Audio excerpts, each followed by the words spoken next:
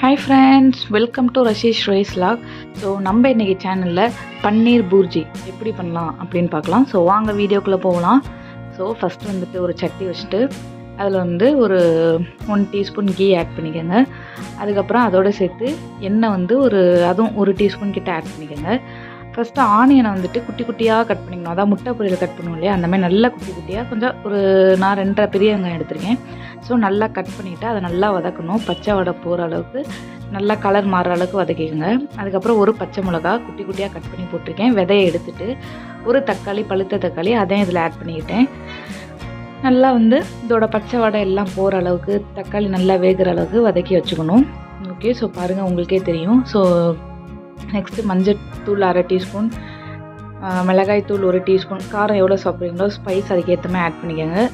அதுக்கப்புறம் வந்துட்டு கரம் மசாலா ஒரு 1/4 டீஸ்பூன் ஆட் பண்ணிக்கோங்க.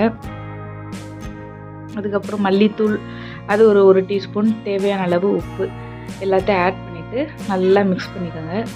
மிக்ஸ் பண்ணிவிட்டு ஸோ இந்த மாதிரி ட்ரையாக வரும். அப்போ வந்து கொஞ்சம் தண்ணி ஊற்றிட்டு, அதாவது அந்த மசாலாவோட ராஸ்மெல் பச்சை வடையெல்லாம் போகிற அளவுக்கு கொஞ்சம் வேகட்டும் அந்த தண்ணியிலையே.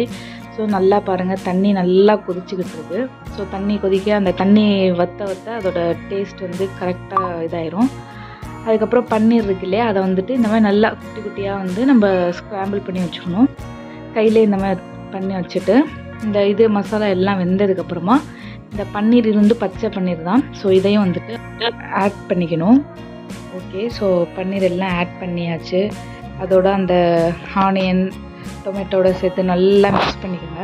மிக்ஸ் பண்ணிவிட்டு இன்னும் கொஞ்சம் தண்ணி, பன்னீர் வந்து டக்குன்னு வெந்துடும், அதுக்கு கொஞ்சம் தண்ணியும் போதும். ஸோ இந்த பன்னீர் வேகிற அளவுக்கு கொஞ்சம் நேரம் ஸ்டவ்லேயே இருக்கட்டும். ஸோ பன்னீர் நல்லா வெந்துருச்சு, உங்களுக்கே பார்த்தா தெரியும். அதுக்கப்புறம் ஒரு 1/4 கிளாஸ் பால் ஊற்றிக்கணும். இதுக்கு பதிலாக ஃப்ரெஷ் க்ரீம் இருந்தால் கூட ஃப்ரெஷ் க்ரீமும் நீங்கள் யூஸ் பண்ணிக்கலாம்.